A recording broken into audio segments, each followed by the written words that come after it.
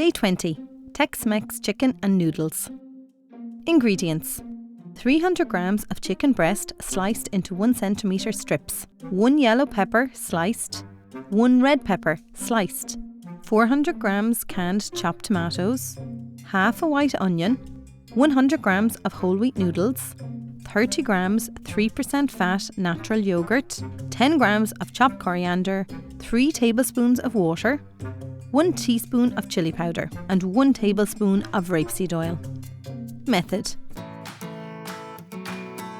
place noodles in a pot with water and bring to the boil. Simmer until cooked. Place a wok over medium to high heat and add 1 tablespoon of oil. Add chicken and stir. Then add the chili powder, stirring occasionally until the chicken is cooked through. Transfer to a bowl. Add the peppers, onions and water. Cook, stirring until the vegetables soften. Increase the heat and add the tomatoes and cook for 5 minutes.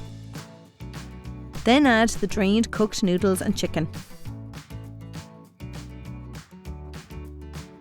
Top with a teaspoon of natural yogurt and chopped coriander.